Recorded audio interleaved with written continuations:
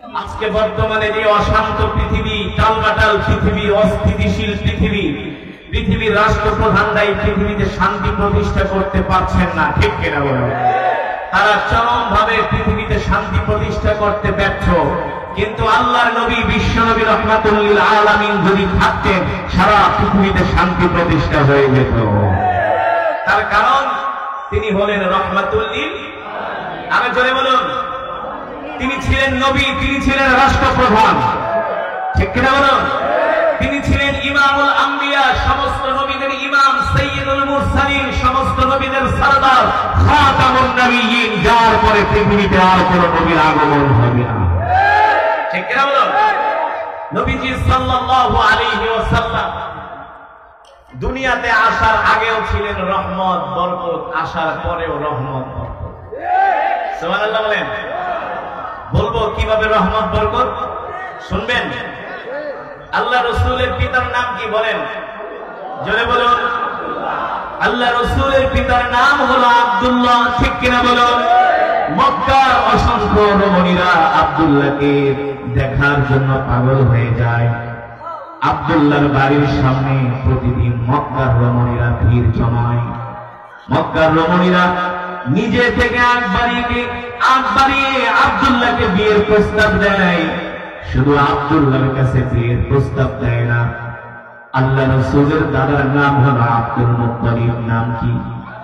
আব্দুল মুত্তালিবের কাছে যে মক্কার ধনাঢ্য পরিবারের কন্যার বাবারা যে বিয়ের প্রস্তাব দেয় আর বলে, আব্দুল মুত্তালিব যা চাও বিনিময়ে তাই দিব, তারপরেও তোমার ছেলেটাকে আমার মেয়ের সাথে বিবাহ দাও, যত অর্থ চাও তত অর্থ দিব। আব্দুল মুত্তালিব, তোমার ছেলের জন্য আমার কন্যা পাগল হয়ে গিয়েছে।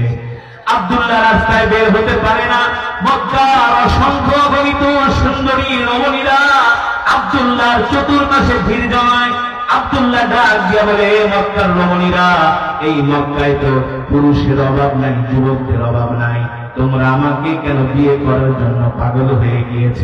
মক্কার রমণীরা ডাক দিয়া বলে, আব্দুল্লাহ, আল্লাহি রাব্বিল কাবা, রবের কাবার কসম খেয়া বলি, মক্কার জমিনে অগণিত যুবক আছে, কিন্তু তোমার চেহারার মধ্যে কি যেন একটা সৌন্দর্য দেখা যায়, এই সৌন্দর্য আমরা মক্কার কোন যুবকের চেহারার মাঝে পাই না।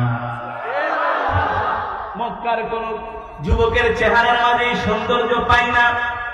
আল্লাহর নবী আব্দুল্লাহ তিনি তো পৃথিবীর যেমন তেমন পুরুষ নন, ঠিক কিনা বলুন?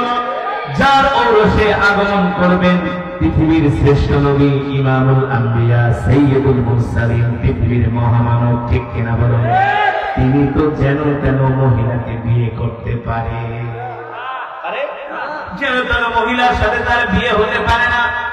হযরত আমিনার সাথে আব্দুল্লাহর বিয়ে হয়ে যায়। হযরত আমিনার সাথে আব্দুল্লাহর বিবাহ বন্ধন হয়। আব্দুল্লাহ 3 দিন পর্যন্ত ঘর থেকে বের হয় না। সিরাতের কিতাবের মধ্যে আসছে 3 দিন পরে হযরত আব্দুল্লাহ ঘর থেকে বের হয়। আবার মক্কার রমণীরা বলে, চলো চলো আব্দুল্লাহকে এক নজর দেখে আসি। আব্দুল্লাহ বিয়ের পরে 3 দিন ঘর থেকে বের হয় নাই, চলো দেখি আব্দুল্লাহর মধ্যে সেই সৌন্দর্যটা এখন পাওয়া যায় কিনা। মক্কার অগণিত রমণীরা আব্দুল্লাহর বাড়ির পাশে ভিড় জমায়। আব্দুল্লাহ ডাক দিয়ে বলে, মক্কার রমণীরা, আবারও বিয়ের পরে এসে জ্বালা যন্ত্রণা শুরু করেছ, কারণ কি? মক্কার রমণীরা ডাক দিয়ে বলে, আব্দুল্লাহ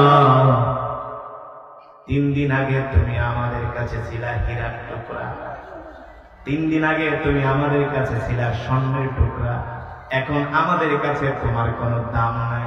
কেন দাম নাই?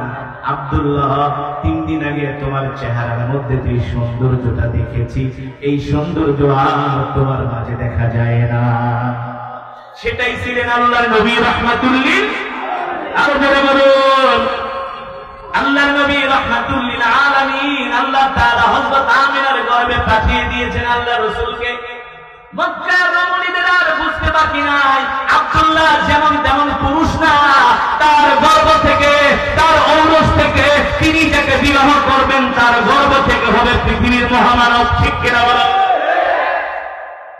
আব্দুল্লাহ হযরত আমিনার গর্ভে যখন যখন আল্লাহর নবী চলে আসলেন 2 মাস বয়সে আব্দুল্লাহ ব্যবসা করার জন্য সিরিয়ায় রওনা দেয়। পথিমধ্যে আব্দুল্লাহ অসুস্থ হয়ে ইন্তেকাল করে। আল্লাহ রাসূল হযরত আমিনার গর্ভে, আমিনার কাছে খবর আসে, আমিনা তোমার স্বামী আব্দুল্লাহ অসুস্থ হয়ে রাস্তায় ইন্তেকাল করেছে, মারা গিয়েছে। এই খবর শুনে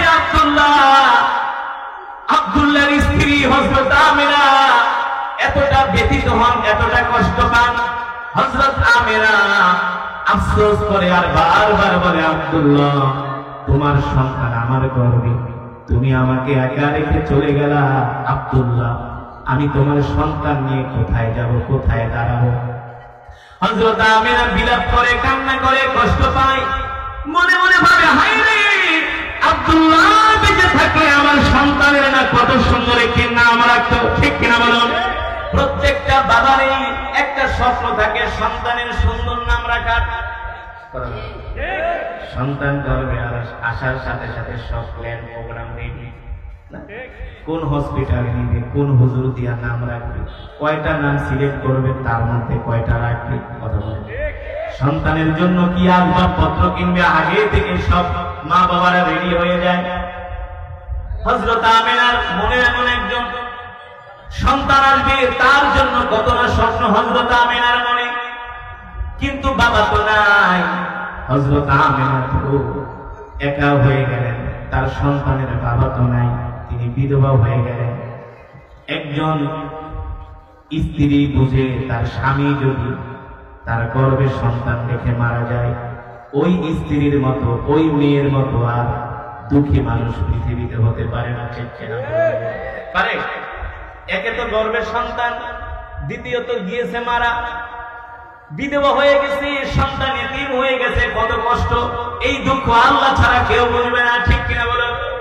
বারবার আমিনা আসমানের দিকে তাকায় আর কান্না করে, হায় রে, আজকে আব্দুল্লাহ থাকলে কিছুদিন পরে সন্তান দুনিয়াতে আসবে, কত সুন্দর নাম রাখতো, তাকে পড়াশোনা করাতো, তার জন্য দামি দামি খেলনা আনতো, তাকে ঘুরতে নিয়ে যেত। হায় রে, আমার সন্তানের বাবা তো না, আমার সন্তান এতিম, কিভাবে আমি সন্তানকে মানুষ করব, বড় করব? এমন অসংখ্য চিন্তা আমিনার মনে। হযরত আমিনাও জানে না তার গর্ভে কে এসেছেন, ঠিক কিনা বলুন? হযরত আমিনাও জানে না তার গর্ভে এসেছেন রাহমাতুল লিল আলামিন, আল্লাহু আকবার, যিনি কিনা সমগ্র বিশ্ববাসীর জন্য রহমত। আল্লাহু আকবার। আল্লাহ তাআলা জিবরাইলকে পাঠিয়ে দিলেন, জিবরাইল যাও, যে আমিনাকে সান্ত্বনা দাও, আমার আমিনা বুঝে না আমার আমিনার গর্ভে কে এসেছে, আমার আমিনা কষ্ট পায়, তার সন্তানের নাম কি রাখবে, কে রাখবে? ও জিবরাইল, আমার আমিনাকে যে বলে দাও, আমার আমিনার গর্ভে যে সন্তান, এই সন্তান পৃথিবীর কোন সাধারণ সন্তান নয়, এই সন্তান হলো কুল কায়নাতের নবী। আল্লাহু আকবার। এই সন্তানের নাম পৃথিবীর কোন মানুষ রাখবে, সেটা শোভা পায় না, স্বয়ং আমি আল্লাহ, আরশের মালিক, আসমানের মালিক, জমিনের মালিক, আমি আল্লাহ নিজে সন্তানের নাম রেখে দিলাম, যার নাম হবে মুহাম্মদ। আল্লাহু আকবার। মুহাম্মদ মানে অধিক প্রশংসিত, অধিক প্রশংসিত। যাও, এই সন্তানের নাম হবে মুহাম্মদ, মুহাম্মদ ইবনে আব্দুল্লাহ। আল্লাহু আকবার। আপনার আমার কলিজার টুকরা নবীর নাম রেখেছেন কে? আল্লাহ, আল্লাহ তাআলা। সেই নবীর উম্মত আমরা। আল্লাহু আকবার বলেন, আরো জোরে বলি আল্লাহু আকবার। খুশি নাকি দাদা? সেই নবীর নাম রেখেছেন আসমানের